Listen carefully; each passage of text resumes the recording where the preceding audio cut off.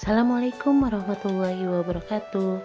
Kali ini kita akan membahas materi mengenai bioteknologi konvensional.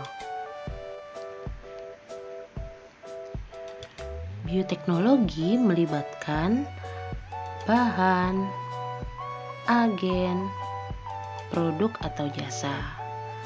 Agen di sini dapat berupa makhluk hidup atau bagian dari makhluk hidup. Jenis-jenis bioteknologi, yang pertama konvensional, yang kedua modern. Bioteknologi konvensional melibatkan proses fermentasi. Bioteknologi modern diantaranya kultur jaringan, rekayasa genetika.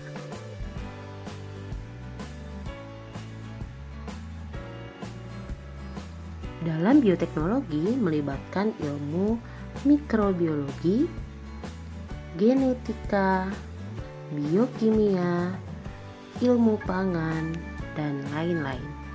Kali ini kita akan membahas mengenai bioteknologi konvensional.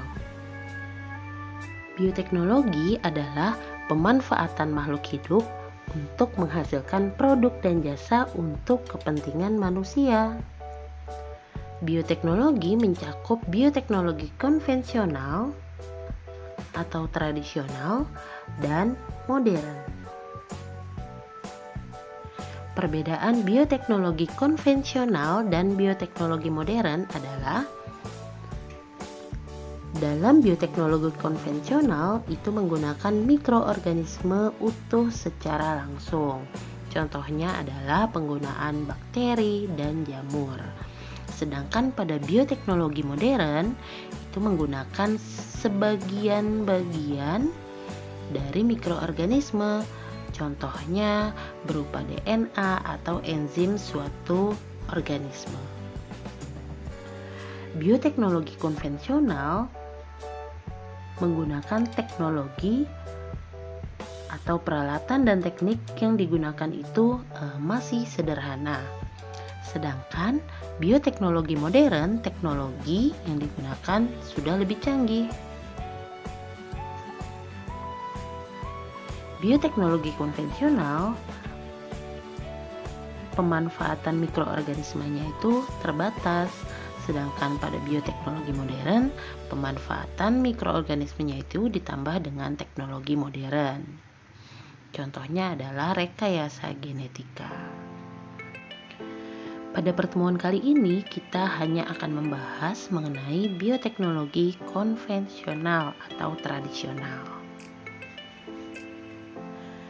Bioteknologi konvensional adalah bioteknologi yang memanfaatkan makhluk hidup atau mikroorganisme secara langsung dan umumnya secara utuh untuk menghasilkan atau memodifikasi produk dengan cara, prinsip, dan teknologi tertentu. Karakteristik bioteknologi konvensional yang pertama, memanfaatkan mikroorganisme secara langsung dan utuh. Contohnya penggunaan bakteri, penggunaan jamur atau kapang. Yang kedua, memanfaatkan cara atau prinsip yang alami, umumnya menggunakan prinsip fermentasi. Yang ketiga, menggunakan alat dan bahan yang sederhana. Yang keempat, tidak memerlukan keahlian khusus dalam pembuatannya. Dan yang kelima, skala produksi kecil dan biaya yang digunakan relatif lebih murah. Berikut ini merupakan contoh bioteknologi konvensional bidang pangan. Yang pertama, tempe. Tempe dibuat dari kacang kedelai dengan bantuan agen biologi berupa jamur Rhizopus oryzae atau Rhizopus sp. Yang kedua adalah kecap. Kecap terbuat dari kacang kedelai dengan bantuan agen biologis atau mikroorganisme yang dipakai adalah jamur Aspergillus wenti atau Aspergillus sp. Karena selain Aspergillus wenti itu ada jenis-jenis Aspergillus lainnya, misal Aspergillus soya. Produk yang ketiga yaitu oncom, terbuat dari bungkil kacang menggunakan mikroorganisme jamur Neurospora crassa atau Neurospora cytopila. Yang keempat, tapai, terbuat dari singkong.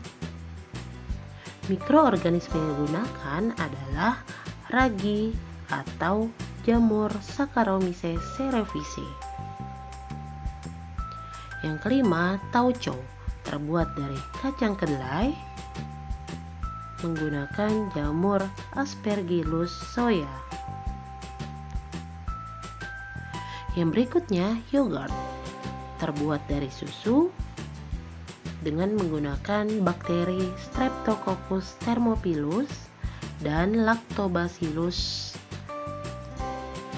bulgaricus. Yang selanjutnya, keju, terbuat dari susu menggunakan bakteri Lactobacillus lactis atau Lactobacillus sp.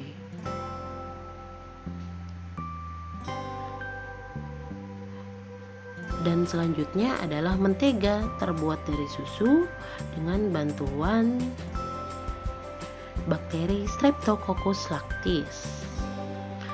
Dan masih banyak beberapa bahan pangan lainnya yang menggunakan prinsip bioteknologi. Bioteknologi konvensional itu sudah ada sangat lama. Biasanya terdapat pada bidang pangan. Mayoritas bioteknologi konvensional itu menggunakan prinsip fermentasi. Apa itu fermentasi? Yaitu perubahan enzimatik dari bahan organik dalam bentuk gula atau lemak oleh mikroorganisme yang menghasilkan produk organik. Sederhana. Manfaatnya itu dapat meningkatkan nilai gizi, cita rasa makanan, dan mengawetkan makanan. Di sini ada contoh pembuatan yogurt, keju, dan pembuatan tempe. Iya, materi yang berikutnya kita akan membahas contoh-contoh penerapan bioteknologi konvensional. Yang pertama adalah pada tape. Tape itu menggunakan prinsip fermentasi dengan menggunakan ragi. Di sini tape terbuat dari singkong. Dengan bantuan ragi, maka nanti akan menghasilkan tapai. Proses pembuatan tape melibatkan proses fermentasi yang dilakukan oleh jamur Saccharomyces cerevisiae. Jamur ini memiliki kemampuan dalam mengubah karbohidrat atau dalam bentuk fruktosa dan glukosa menjadi alkohol dan karbon dioksida.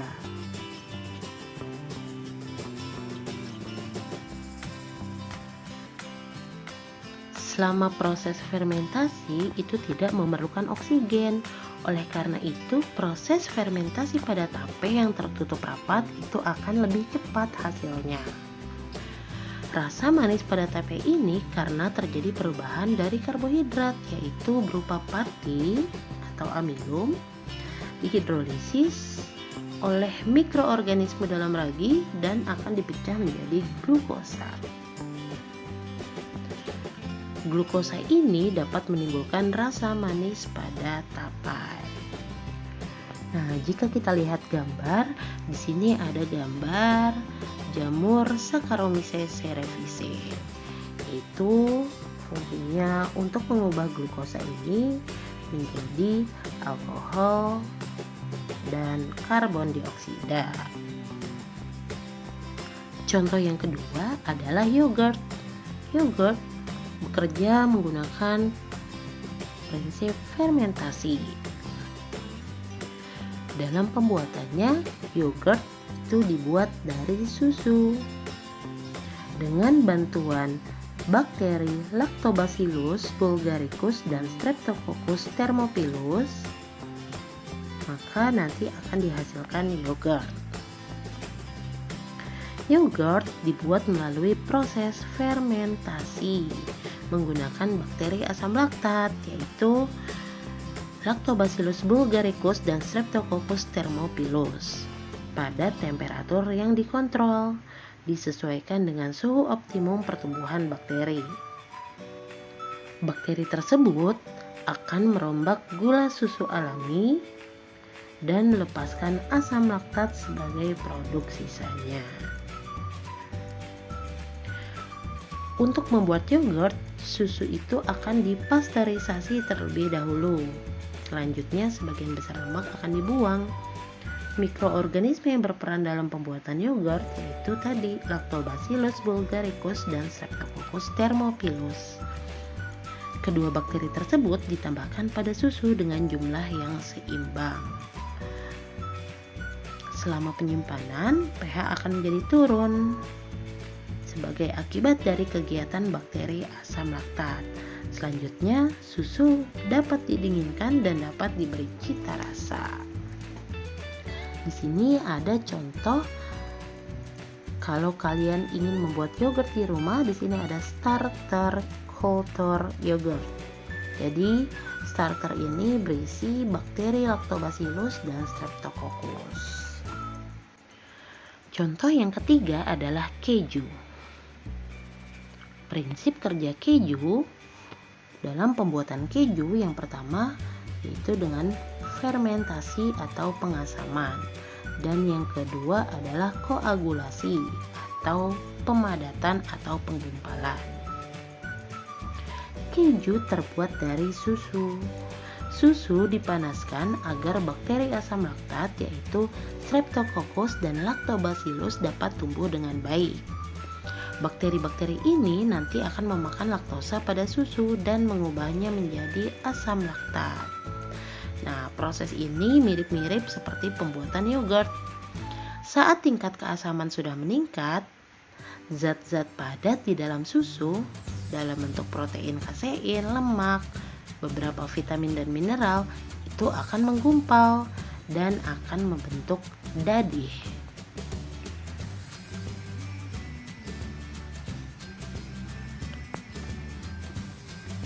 Selain proses fermentasi, proses koagulasi atau penggumpalan itu dilakukan dengan bantuan enzim Rennet. Enzim Rennet ini ditambahkan ke dalam susu yang dipanaskan yang kemudian membuat protein tersebut menggumpal dan membagi susu menjadi bagian cair atau kita sebut sebagai air dadih dan bagian padat yang kita sebut sebagai dadih. Nah, bagian padat inilah yang kita namakan sebagai keju. Di sini terdapat gambar bakteri Streptococcus dan Lactobacillus. Kemudian untuk membuat keju di rumah, di sini disediakan ada cheese starter atau starter dalam pembuatan keju berisi bakteri dan enzim Rennet dari hewan ruminansia. Contoh selanjutnya adalah tempe. Nah, tempe sering kita jumpai dalam kehidupan kita sehari-hari. Tempe terbuat dari kacang kedelai. Dengan bantuan ragi tempe, maka tempe akan menjadi seperti ini. Dalam proses pembuatannya, tempe juga menggunakan prinsip fermentasi. Jamur Rhizopus oryzae merupakan jamur yang sering digunakan dalam pembuatan tempe. Ketika kedelai tadi sudah diberikan ragi tempe dan dilakukan proses-proses yang lainnya, maka nanti produk hasilnya hifa jamur akan mengikat butiran-butiran tempe. Jadi kalau kalian melihat Kalau kalian melihat tempe, di sini ada yang warna-warna putih. Nah, yang berwarna putih itu adalah hifa-hifa jamur dari Rhizopus oryzae. Jamur ini akan menghasilkan enzim protease yang mengubah protein menjadi asam amino. Sehingga protein yang ada pada kacang kedelai tadi yang sulit dicerna oleh tubuh manusia, ketika diubah menjadi asam amino maka akan lebih mudah dicerna oleh tubuh kita, karena asam amino memiliki partikel atau molekul yang lebih kecil daripada protein pada kacang kedelai. Nah, di sini ada contoh gambar jamur Rhizopus sp. Contoh berikutnya adalah kecap. Dalam pembuatannya, kecap menggunakan prinsip fermentasi. Kecap terbuat dari kacang kedelai. Di sini contohnya kacang kedelai yang berwarna hitam dengan bantuan jamur, yaitu jamur Aspergillus soya atau Aspergillus oryzae. Maka nanti kedelai ini akan diproses menjadi kecap. Proses fermentasi pada industri kecap menggunakan jamur Aspergillus soya atau Aspergillus oryzae, atau ada juga yang menggunakan Aspergillus wenti. Mula-mula kedelai difermentasi dengan Aspergillus sp. Jadi proses yang pertama adalah fermentasi menggunakan Aspergillus sp. Dan juga menggunakan Rhizopus menjadi semacam tempe kedelai. Kemudian tempe kedelai ini akan dikeringkan dan direndam di dalam larutan garam.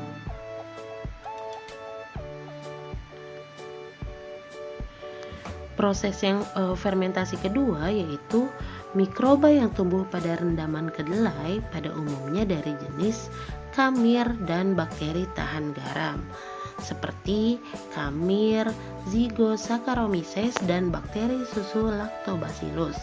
Jadi proses fermentasi yang kedua adalah fermentasi pada larutan garam ini dengan bantuan bakteri Lactobacillus.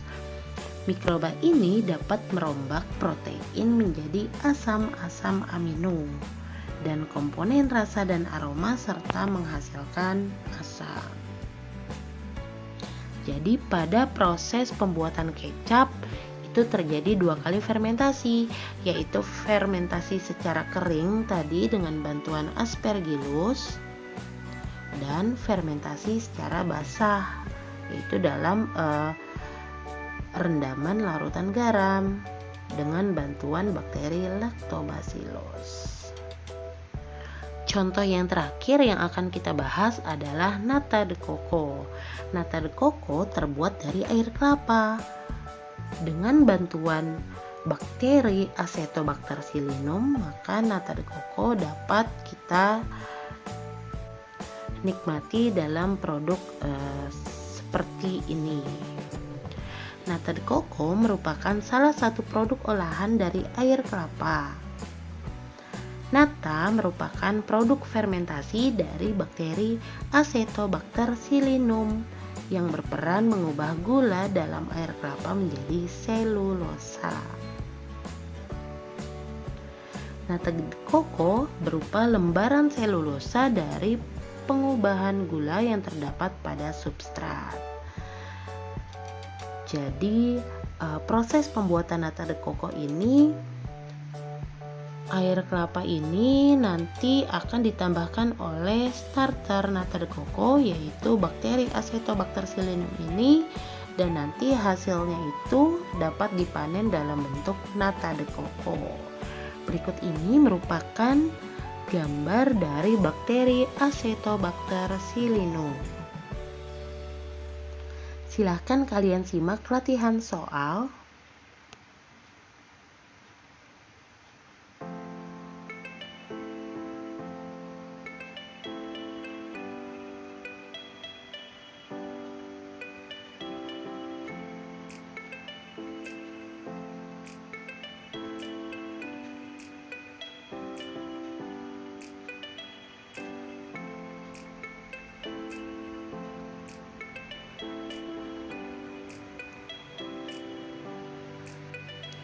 Ya, cukup sekian materi bioteknologi konvensional pada pertemuan kali ini. Silahkan kalian kerjakan latihan soalnya dan nantikan untuk pertemuan berikutnya mengenai bioteknologi modern. Semoga bermanfaat. Terima kasih. Wassalamualaikum warahmatullahi wabarakatuh.